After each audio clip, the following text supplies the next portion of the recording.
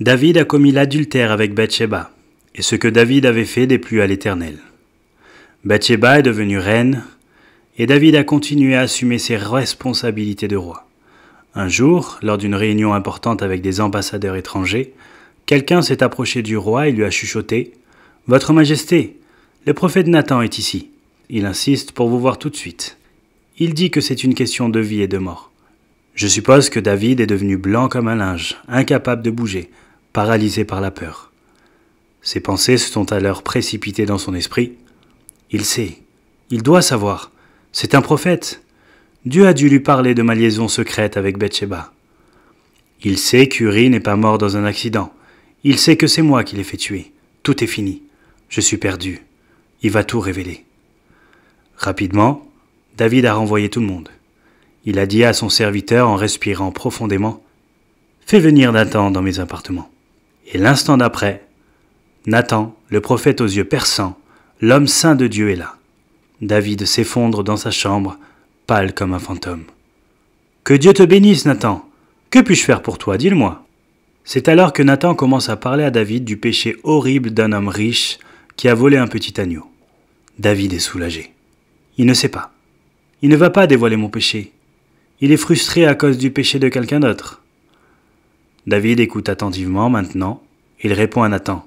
« Nathan, tu veux dire que cet homme riche avait de nombreux troupeaux, mais que dans son égoïsme et sa méchanceté, il est allé voler l'agneau de son malheureux voisin quand il a eu besoin de viande pour nourrir ses invités?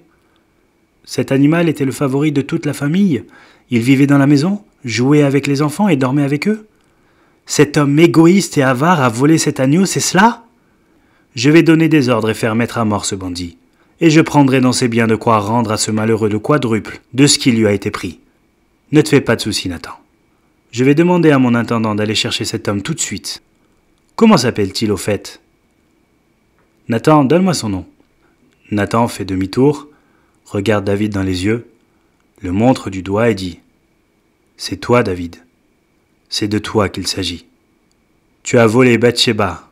C'est toi le meurtrier égoïste. » David reste muet. La terreur s'empare de lui, alors que Nathan s'écrie « Pourquoi donc as-tu méprisé la parole de l'Éternel en faisant ce qui est mal à ses yeux? Tu as frappé de l'épée Uri le Hittite, tu as pris sa femme pour en faire ta femme, et lui, tu l'as tué par l'épée des Ammonites. » Puis il prononce ces paroles horribles. « Je vais susciter un malheur contre toi du sein de ta famille, et je vais prendre sous tes yeux tes propres femmes pour les donner à l'un de tes proches, qui couchera avec elles, à la vue de ce soleil. » David s'est écrié « J'ai péché contre l'Éternel. » David est terrifié, non à cause de la prophétie de Nathan qui lui annonce qu'il va perdre ses épouses, non. David se souvient de ce qui est arrivé à Saül à cause du péché et de la rébellion. David avait vu ce grand homme de Dieu se désintégrer littéralement. Il l'avait vu tomber dans la folie quand la présence de Dieu l'avait quitté. Il avait pleuré en voyant un homme de Dieu autrefois puissant, vivre ensuite dans la crainte, les blasphèmes et le désespoir. David sait ce qui arrive à un homme qui sort de la présence de Dieu. Il a vu le mauvais esprit qui s'était emparé de Saül. C'est pourquoi David s'est écrié « Je reconnais mes crimes, et mon péché constamment devant moi. Ô Dieu, crée en moi un cœur pur, renouvelle en moi un esprit bien disposé. Ne me rejette pas loin de ta face, ne me retire pas ton Saint-Esprit. » Si les chrétiens voulaient bien prendre au sérieux l'expérience de Saül, ils s'écrieraient comme David à l'adresse du Seigneur « Crée en moi un cœur pur. Ne me rejette pas loin de ta face. » Saül est une image tragique du chrétien qui a perdu la sainte présence de Dieu. Il existe 3 signes caractéristiques de cette condition terrible. Le premier signe, c'est un esprit mélancolique et déprimé. L'Esprit de Dieu a quitté Saül parce qu'il a refusé d'obéir au commandement du Seigneur. Saül avait reçu l'ordre de ne rien faire jusqu'à ce que Samuel vienne à Gilgal pour chercher Dieu et faire des sacrifices.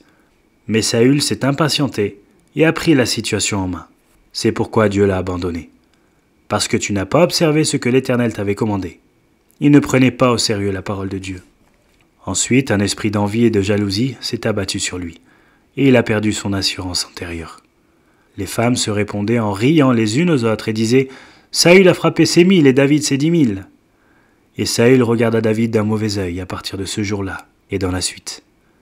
Le lendemain, un mauvais esprit venant de Dieu s'empara de Saül, qui entra en transe au milieu de la maison. Le texte hébreu, le texte original dit « L'esprit de mélancolie envoyé par Dieu s'abattit sur Saül, et il prophétisa dans la maison. Saül fulminait dans la maison et brisait tout ce qui lui tombait sous la main. Il s'emportait et tempêtait comme un fou furieux. C'est alors qu'il a lancé son javelot vers David pour le tuer. Saül craignit la présence de David, parce que l'Éternel était avec David et s'était éloigné de lui. On ne peut rien dire de pire d'un enfant de Dieu que ceci. La présence de Dieu s'est retirée de lui. Car à la place se manifeste alors un esprit de désespoir et de vide, qui engendre l'irritation, les accès de colère, la jalousie, l'envie et la peur. L'esprit de mélancolie qui était en Saül lui a fait croire que les autres lui en voulaient, que tout le monde complotait contre lui, que personne ne l'aimait et que personne n'avait pitié de lui. En effet, vous avez tous conspiré contre moi, et personne ne m'informe de l'alliance de mon fils avec le fils d'Isaïe? Personne de vous ne souffre à mon sujet? Il n'avait plus confiance en son propre fils. Un certain jour infâme, de mémoire humaine, Saül ordonnait l'exécution de 85 grands prêtres. Il a ensuite fait raser complètement la ville de Nob, une ville sacerdotale, y compris femmes et enfants. Saül s'est mis à manipuler les gens pour parvenir à ses propres fins. Son foyer était divisé et plongé dans la confusion. Il ne pouvait dormir la nuit et était toujours agité. Il existe une certaine forme de dépression physiologique qui est due à un manque de certaines substances dans le cerveau. Il s'agit d'un problème strictement médical. Une grande partie de la dépression que connaît le peuple de Dieu est due au départ de l'Esprit de Dieu, ce qui est une conséquence de leur désobéissance. Comme Saül, ils refusent de prendre Dieu au sérieux, et comme Saül, ils deviennent irritables, jaloux, envieux, manipulateurs et pleins de haine. Le second signe du départ de la présence de Dieu est constitué par des confessions fréquentes et des manifestations puissantes et intermittentes de l'esprit, mais sans changement au niveau du cœur de la personne. Saül confessait régulièrement son péché en disant « J'ai péché, je le regrette ». Il l'a dit à Gilgal quand il a désobéi à Dieu, épargné le meilleur bétail et sauvé le méchant roi Agag. Il l'a dit à David, après que ce dernier refusait de le tuer dans la caverne. « Car tu m'as rendu du bien et moi je t'ai rendu le mal ». Saül s'est repenti de nouveau dans les collines, après que David s'eut faufilé dans le camp, pendant que le garde du corps de Saül dormait. David a volé la lance et la gourde de Saül. Saül s'est écrié alors « J'ai péché, reviens mon fils David, car je ne te ferai plus de mal. » Malgré tout cela, son cœur n'a jamais changé. Au contraire, il s'endurcissait avec chaque confession. Quand David s'est échappé à Rama pour rester avec Samuel et les prophètes, Saül est venu dans l'intention de tuer David. Mais à ce moment-là, l'esprit est tombé sur Saül. L'esprit de Dieu fut aussi sur lui, et Saül continua son chemin en prophétisant jusqu'à son arrivée au Naïoth, à Rama. Lui aussi ôta ses vêtements, son vêtement de dessus, et lui aussi prophétisa devant Samuel. Il tomba prostré et nu, tout ce jour-là et toute la nuit. Quand il s'approcha du feu de Dieu, au milieu de gens saints, l'Esprit de Dieu s'abattit sur lui comme un éclair. Toute la journée et toute la nuit, on entendit des louanges et des prophéties. Cependant, une fois relevé, il a recommencé dans ses voies entêtées. De nombreux chrétiens connaissent bien cela. De temps à autre, Dieu œuvre en eux, alors ils pleurent et promettent à Dieu que la situation va changer. Dieu leur envoie des périodes de rafraîchissement pour les attirer à lui, mais ils n'ont pas vraiment changé. Ils n'entrent pas dans une vie consacrée. Ils n'étudient pas leur Bible. Ils ne prient pas. La présence de Dieu ne reste pas avec eux. C'est seulement de temps en temps qu'ils font l'expérience de l'action de l'Esprit de Dieu dans leur vie. Le troisième signe de l'éloignement de la présence de Dieu, c'est une vie où règne la confusion, l'absence de directive ou de parole particulière de Dieu à l'adresse de la personne. L'un des passages les plus tristes de la Bible raconte comment Saül a demandé conseil à la sorcière d'Endor parce que Dieu avait refusé de lui répondre. Écoutez les paroles tragiques de Saül. « Dieu s'est écarté de moi. Il ne m'a répondu ni par l'intermédiaire des prophètes, ni par des songes. » C'est ici la marque d'un chrétien qui a perdu la présence de Dieu. Il vit dans la confusion et la détresse, à la recherche d'une parole de Dieu, s'adressant même à des astrologues et aux horoscopes, en quête d'un moyen ou d'une personne quelconque qui prétendraient avoir des révélations prophétiques. De nos jours, le chrétien perd la présence de Dieu de la même manière qu'Israël. Quand Israël eut traversé la mer Rouge et que tous ses ennemis eurent été vaincus, noyés dans la mer, ils, les Israélites, crurent en l'Éternel et en Moïse son serviteur. Une fois délivrés, ils ont promis de fournir un temple à Dieu, c'est-à-dire une place dans leur cœur où Dieu pourrait habiter. La nation tout entière a fait alors cette promesse: « L'Éternel est devenu mon salut. Il est mon Dieu. Je veux lui rendre hommage. Il est le Dieu de mon Père, je l'exalterai. » La présence de Dieu a disparu parce qu'on n'a pas préparé d'endroit où il pourrait demeurer. Les Israélites ont promis à Dieu qu'ils n'oublieraient jamais le moment de leur délivrance, que leur cœur constituerait toujours sa tente, sa demeure permanente. Il s'agissait d'une communion quotidienne. N'est-ce pas là ce que vous avez promis à Dieu quand il vous a sauvés? Vous alliez lui donner tout votre cœur. Votre corps serait son temple. Sa parole ferait vos délices. Vous lui seriez reconnaissant et prieriez sans arrêt. Israël n'a pas tenu compte de la présence de Dieu et a oublié sa parole. Il en est de même de nos jours. Le peuple de Dieu a tellement peu de respect pour sa présence qu'il ne réserve pas de place ni de demeure pour son esprit. Il visite rarement l'endroit secret réservé à la prière, qui est sa tente, sa demeure. De nombreuses personnes citent le verset « Je ne te délaisserai pas, ni ne t'abandonnerai ». Mais il faut aller jusqu'au verset 7, qui enjoint d'obéir à la parole de Dieu. Deuxièmement, la présence de Dieu disparaît quand on érige un veau d'or. Dieu a appelé les Israélites, rassemblés autour du veau d'or, un peuple au cou raide. Il représente un peuple qui ne s'enferme pas avec Dieu, qui ne prévoit pas d'endroit ou de moment spécial pour la communion intime avec lui. Un peuple de qui l'esprit et la présence de Dieu se sont éloignés sera bientôt consumé par l'idolâtrie. Mais ne nous moquons pas des Israélites qui dansaient autour du veau d'or. Le chrétien ne devrait pas dire avec une pointe de mépris « Comment ont-ils pu descendre aussi bas ?» Car le veau d'or est toujours avec nous. Qu'est-ce que le veau d'or? C'est un symbole. Il représente un problème intérieur. Il symbolise l'indifférence au commandement de Dieu. Par leurs actions, les Israélites disaient « Dieu ne veut pas vraiment dire ce qu'il dit ». Ils n'ont pas pris ses avertissements au sérieux. Pourquoi Israël est-il devenu si insouciant, désinvolte et enjoué? Et n'a-t-il pas craint la parole de Dieu? Parce que la voix prophétique ne se faisait plus entendre. La voix tonitruante du prophète avait disparu. Il n'y avait plus de saint homme de Dieu pour leur adresser des reproches. Il ne restait qu'Aaron, le prêtre qui acceptait le péché. Moïse se trouvait sur la montagne avec Dieu. Il en est de même aujourd'hui. Pendant les 30 dernières années, on a prêché un évangile qui permet tout. Ce n'est que récemment que des prophètes se sont manifestés. Cette absence de sainte correction a produit une indifférence désinvolte qui permet aux chrétiens de se vautrer dans la boue sans avoir l'impression de se salir, d'être indifférent à l'étude de la parole de Dieu, de traiter la prière avec nonchalance. Le veau d'or est un esprit qui réside chez l'enfant de Dieu, un esprit d'indifférence. Un grand nombre de chrétiens ne priant pas, il convient de demander « Voulez-vous vraiment que la présence de Dieu demeure avec vous ?» Israël aurait pu recevoir tout ce que Dieu avait promis, même sans sa présence. Cela aurait pu arriver à Israël, et cela arrive à de nombreux chrétiens de nos jours. Dieu a dit à Moïse d'emmener son peuple et de le mener dans la terre promise. Il a dit également que ce serait un ange qui les guiderait, et non pas le Seigneur.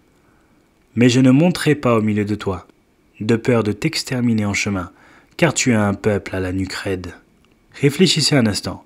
Toutes les bénédictions divines, tous les droits promis et l'héritage au grand complet, mais sans sa présence. Les anges, un pays où coule le lait et le miel, mais sans la présence de Dieu. Saül a perdu la présence de Dieu, mais Dieu l'a laissé vaincre les Amalécites. Saül a vaincu les Philistins. Il était encore roi. Cependant, les conséquences de l'absence de Dieu sont vraiment terribles. Dans un tel contexte, le péché prospère, les idoles s'installent et la chair règne.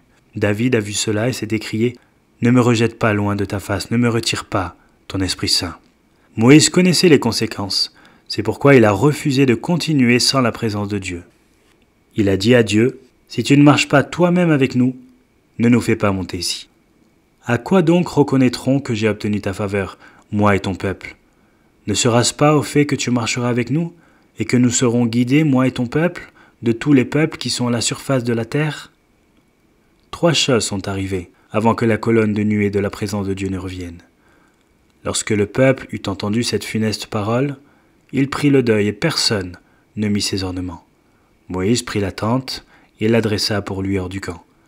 À quelque distance, il l'appela tente de la rencontre, et quiconque voulait consulter l'Éternel sortait vers la tente de la rencontre, qui était hors du camp. Lorsque Moïse entrait dans la tente, la colonne de nuée descendait et s'arrêtait. Au début, ils ont porté le deuil, pleuré, se sont lamentés et repentis à la nouvelle du départ de Dieu. Ils ont appris que Dieu ne peut pas habiter chez un peuple entêté qui prend sa parole à la légère. Ils ont découvert que Dieu veut toujours dire ce qu'il dit. Dieu a dit qu'il allait les abandonner, même s'il les avait choisis. Écoutez sa parole. Revenez à moi de tout votre cœur, avec des jeûnes, avec des pleurs et des lamentations. Déchirez vos cœurs et non vos vêtements, et revenez à l'Éternel votre Dieu, car il fait grâce. Il est compatissant, lent à la colère et riche en bienveillance, et il regrette le malheur qu'il envoie. Qui sait s'il ne reviendra pas et n'aura pas de regret, et s'il ne laissera pas derrière lui la bénédiction, des offrandes et des libations pour l'Éternel votre Dieu. La bénédiction, c'est la présence du Seigneur. Où sont les chrétiens qui vont prendre sa parole au sérieux, qui vont pleurer, jeûner et le chercher jusqu'à ce que sa présence se manifeste? Deuxièmement, ils mettent de côté tous les ornements. Le Seigneur a dit « Débarrasse-toi maintenant de tes ornements, et je verrai ce que je vais te faire. » Cela signifie qu'ils ont pris certaines mesures pratiques pour rejeter toute distraction venant du monde. Leurs ornements étaient des répliques en or et en argent des faux dieux égyptiens. Souris, chèvres et veaux suspendus au bout d'une chaîne, voici quelle était leur excuse. Je n'adore pas ce bijou que j'ai au cou. Ce n'est qu'un morceau d'or. Il n'a aucune signification réelle pour moi. Ce n'est qu'un souvenir sentimental de l'Égypte. Dieu savait bien qu'il s'agissait de plus que cela. Le prophète Zacharie avait annoncé que Dieu allait juger les Israélites. « J'étendrai ma main contre Juda et contre tous les habitants de Jérusalem. Je retrancherai de ce lieu ce qui reste de Baal, le nom des prêtres qui le servent et les sacrificateurs avec eux, ceux qui se prosternent sur les toits devant l'armée des cieux, ceux qui se prosternent en jurant par l'Éternel, tout en jurant par leur roi. » Le peuple de Dieu avait fabriqué de petits ornements, des représentations du dieu moabite et ammonite Moloch, le dieu des sacrifices humains. Jusqu'alors, Dieu avait supporté ce flirt avec patience, mais maintenant, il s'agissait d'une question de vie et de mort. Leurs petits ornements les avaient poussés à édifier un veau d'or. Alors Dieu a dit « Cela suffit. Le moins que vous puissiez faire, c'est de rejeter ce qui vous envoûte, ce à quoi vous consacrez tout votre temps. » Les chrétiens disent qu'ils recherchent la présence de Dieu, mais ils ne veulent même pas mettre de côté ce qui les distrait de lui. Maintenant, craignez l'Éternel et servez-le avec intégrité et fidélité. Ôtez les dieux qu'ont servi vos pères de l'autre côté du fleuve et en Égypte, et servez l'Éternel. Ôter signifie littéralement en hébreu éteigner. Dieu ne plaisante pas quand il dit « Tu n'introduiras pas une horreur dans ta maison. Ne touchez rien d'impur. Marche devant ma face et sois intègre. » Ils se sont donc débarrassés de tout ce qui offensait Dieu. Troisièmement, Moïse a édifié une tente en dehors du camp. Le tabernacle n'avait pas encore été construit. C'était une tente spéciale, une résidence pour la présence de Dieu, située en dehors du camp, loin de toute distraction. Seuls ceux qui recherchaient sérieusement le Seigneur allaient à la tente. Moïse y allait tous les jours, et Josué ne la quittait jamais. Cette tente représente l'endroit secret de la prière pour le chrétien. L'enfant de Dieu doit quitter sa famille et laisser son emploi du temps bien rempli derrière lui. Il doit tout abandonner pour rencontrer le Seigneur et chercher sa face, car Dieu se lamente. « Je n'ai personne qui dresse de nouveau ma tente, qui relève mes abris de toile. » Alors la question fut réglée. Lorsque Moïse entrait dans la tente, la colonne de nuée descendait et s'arrêtait à l'entrée de la tente, et l'Éternel parlait avec Moïse. L'Éternel répondit « Je marche moi-même avec toi, et je te donnerai du repos. » Si vous désirez vraiment la présence de Dieu, où est votre tente? Pourquoi ne le recherchez-vous pas? Pourquoi ne priez-vous pas? Pourquoi n'étudiez-vous pas sa parole? Pourquoi votre seul contact avec lui est-il à l'église? Savez-vous qu'il habite en vous? Et vous en souciez-vous?